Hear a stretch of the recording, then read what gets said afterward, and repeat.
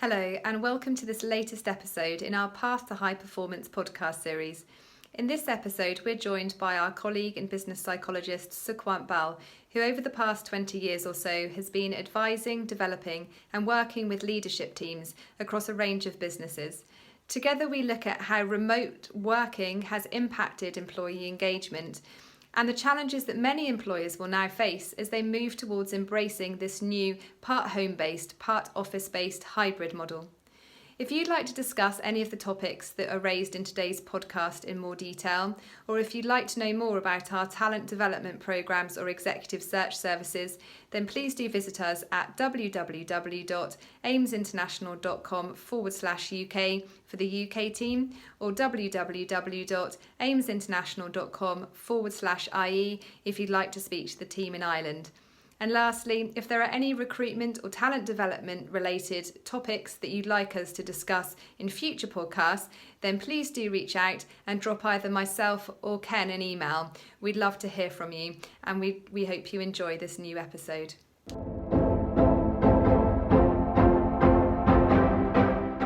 Welcome to this new episode in our Path to High Performance podcast. I'm very happy this morning to be joined by my colleague Ken McIntyre-Barn. Ken is the managing partner of AIMS International Ireland and also a new co-host on this podcast. So welcome, Ken. Great, looking forward to it, Lisa. And welcome also to Sukhwant Bal, who is our colleague here at AIMS International UK, and will be joining us today for our discussion around employee engagement in this new reality of remote working. Welcome, Sukhwant. Lovely. Thank you, Lisa, and thank you, Ken. Thanks for inviting me. So let's dive straight in though. So as I just alluded to there, we're going to be talking today about how to maintain high performance and how to continue to develop high performance cultures and maintain employee engagement within this new reality of remote working. And now organisations, having gone through this year of remote working and having had the changes there, we've now got new changes coming with this hybrid model that many organisations will be adapting to now. So blending both the home working side and the office-based working. So I thought it would be interesting for us today to discuss how, the challenges that will bring in terms of, as I say, maintaining employee engagement and continuing to drive high performance. And I thought it would be useful first, Sukhwant. We've talked a lot in the last two episodes about culture and values and the importance of that in attracting and retaining talent. But perhaps we could just go right back to the definition of culture and talk about what that is and why it is so important in terms of attracting and retaining top talent. So ultimately, I guess you'd say culture. There are two elements of culture. There's what an organization aspires to be, and then there's the reality on the ground, the reality of actually working within a particular organization. And the two can often be poles apart. The intention of how we would like to be as an organization and how we are as an organization don't always match up. So it's always something that's work in progress. I've yet to find an organization that would claim that we have got our culture sussed. We've got our culture nailed. We've got it absolutely sorted. And ultimately, it's how do they behave when they believe they are not being watched? Do they do the right things? Do they ultimately espouse the values and the ways of working of that particular organization? Does it sort of reinforce our purpose and what we stand for as an organization? And does everybody within the organization get it? And I think that a lot of organizations spend a lot of time defining what their values are and what their culture is, but very little time in actually socializing it and getting people talking about it. And I think it's only when you start talking about the culture that you start personalizing it in terms of what is my role in supporting the culture. And I think there is this myth that culture is ultimately something that is driven from the top. Now, clearly, senior players have an important role to play in role modeling the culture, but we all carry it. Our micro actions, our micro behaviors, the way that we all show up ultimately colors our culture. So we all have a role to play. So for me, in terms of a high performance culture, there's a number of things. There's first of all being clear about what's the reality of the culture that we really have. And bear in mind that a lot of organizations will have micro cultures. So the finance functions culture will be very different from a sales functions culture. So there is no such thing, I think, as an overriding or overarching culture. But there is ultimately some key values, some key behaviors, some key ways of working that define who we are, that will ultimately make us excel in the eyes of our consumers, our customers, our clients.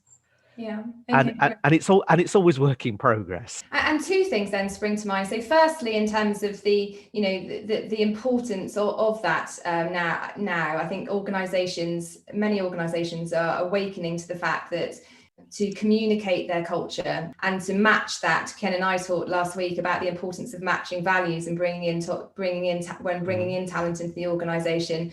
Why is culture so important, Sukhwant, now in terms of that attraction piece for talent? Well, I guess if we're looking at our current reality where people are working from home, you could argue that ultimately the boundaries are blurred between my life and my work. The two are almost merging into one.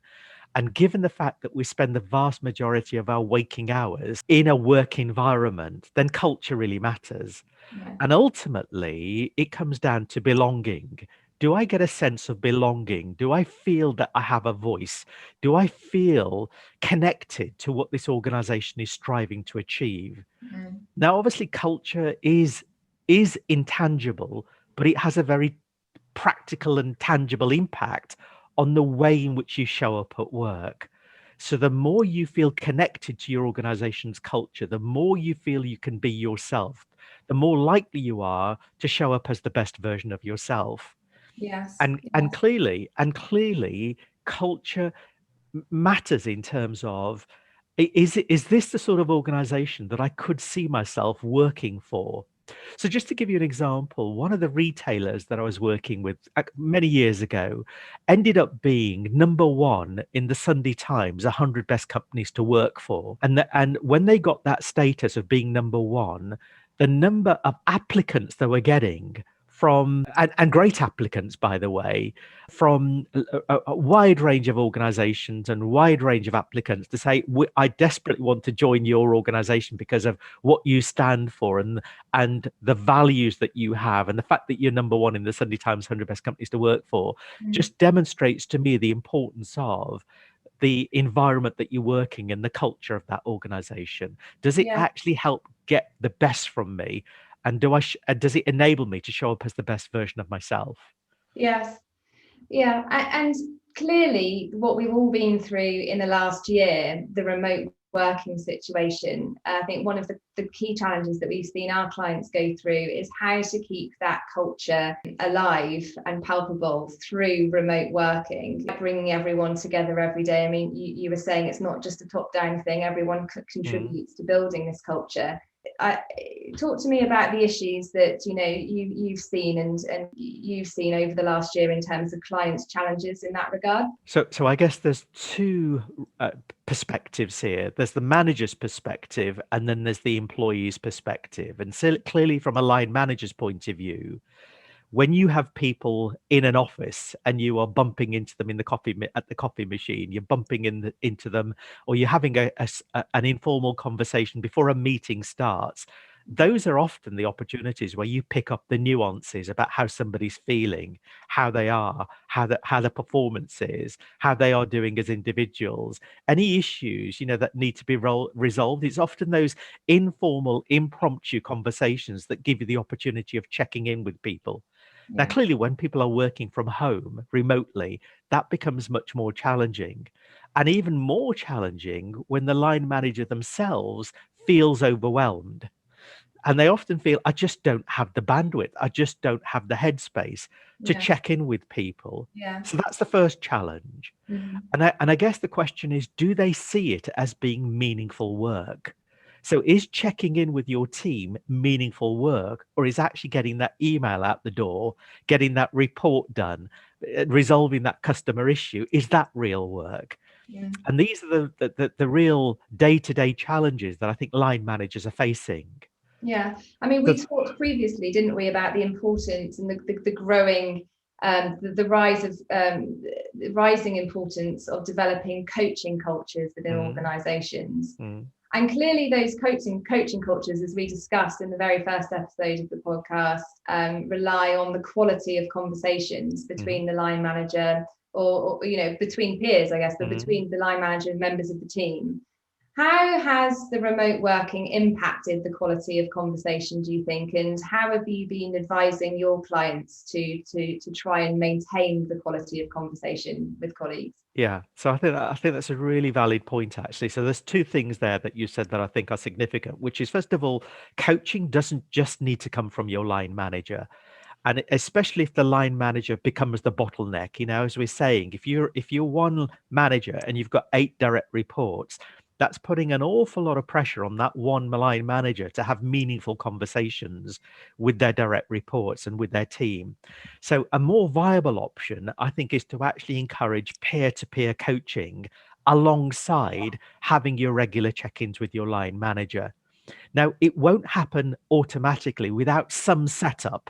So there does need to be some setup in terms of, as a team, how can we support each other? How can we be of help to each other? And what does being of help to each other mean? And often, in terms of creating a coaching culture, actually being an exceptional listener or being a generous listener is a wonderful way of adding value to a colleague, as opposed to providing them with answers and solutions. So that setup is really encouraging peers, perhaps on a weekly basis, just to have a 30-minute coffee conversation with each other, where there is no business agenda other than coming along with a live issue that you're struggling with. And that live issue could be working too many hours, can't see I can't see my way through the enormity of what I need to get done in the next month.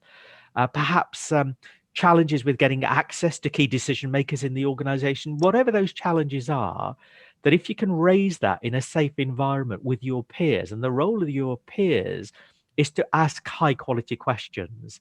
So what's the one thing you could do today? So what's really stopping you from taking that action? So if you were having a good day, what would you be doing on a good day that you're currently not, the actions that you're currently not taking right here, right now? And if you can encourage that way of working, that's a fantastic way of beginning to reinforce a coaching culture, but also the fact that coaching can come from anyone, not just from a line manager's perspective. Just building a little bit on that, Sukhwant, as you know, in terms of remote working, some people have adapted very well to it. Some have struggled, some have taken advantage of it. How can managers manage those different reactions to remote working to make it as inclusive as possible? So I think there is a tension here, Ken, and the tension being, on the one hand, allowing individuals to do their best work. And what is it? What's the environment that allows you to do your best work? So is that being in the office on a regular basis? Is that working from home on a regular basis? So that's the one tension, which is helping to personalize and helping individuals identify when do you do your best work, and aligning that with, as a team and as a culture or as an organization, what's the best way of us collaborating and coming together and actually maintaining the best of what we have and what we do.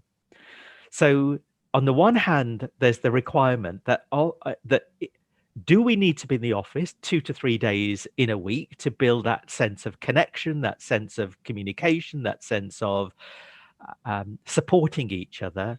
And on the other hand, balancing that with the individual's needs around, when do I do my best work? And my sense is that it shouldn't be just the line manager who ultimately makes that call. It could be an inclusive decision by involving the team themselves in making that decision, and perhaps seeing it as an experiment. So we trial something for a month, where we actually have this hybrid working, and this opportunity of, what works for you, 4 days working from home. For somebody else, it might be working 2 days working from home. But let's experiment and let's see where we get to at the end of a month.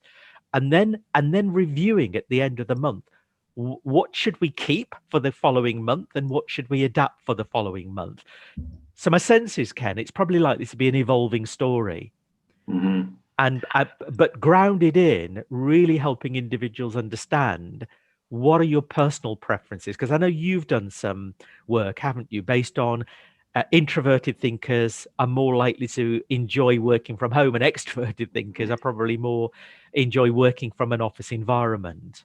Yeah, that's true. And I think you touched on it perfectly earlier, Sukhwant, when you talked about the coffee machine and that opportunity to pick up the nuances of maybe what is going on for that person. Whereas on a Zoom or Teams call, the lights go on and they're on their best behavior, and we really don't necessarily know what is going on for those people.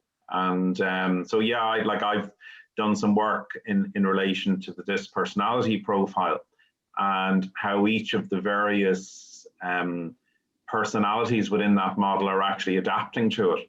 And and there's some surprises within that. The people necessarily who you would expect to cope well.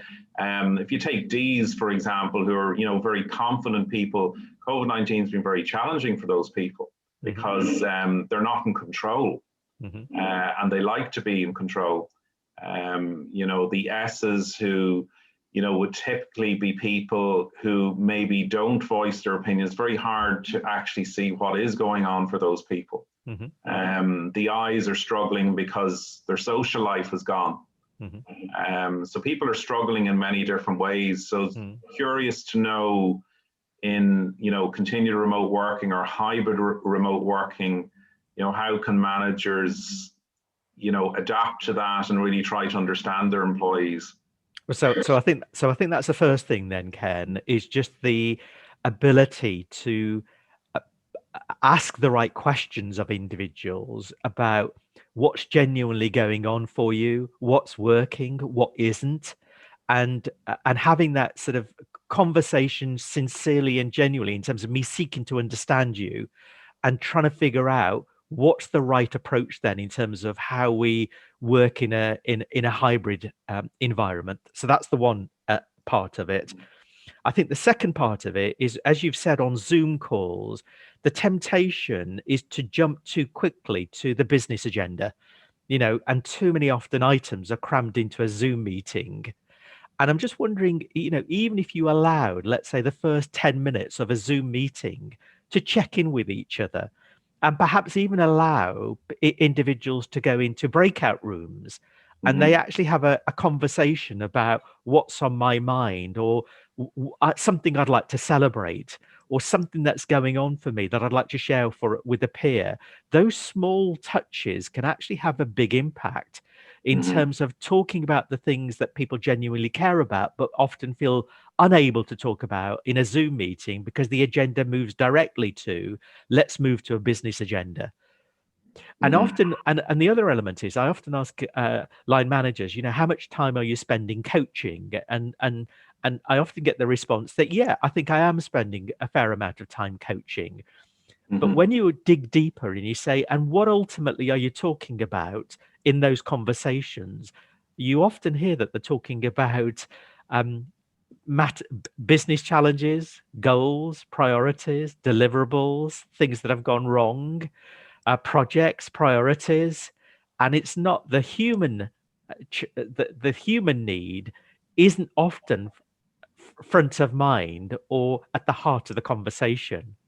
So one of the things I've often encouraged line managers to start thinking about is actually splitting, having an operational coaching conversation and having a you-centered coaching conversation, so that enough time is actually being allocated to talking about the human being as opposed to their performance and their deliverables. Yeah. That's really good advice there, Sukhwant. Many thanks for listening to this latest episode in our Path to High Performance podcast series. AIMS International UK and AIMS International Ireland are part of AIMS International, a global executive search and talent management organisation, supporting our clients to both find and grow leaders and high-performance talent. If you'd like to learn more about our services, then please go to www.aimsinternational.com/UK for the UK team, or www.aimsinternational.com/IE for the team in Ireland.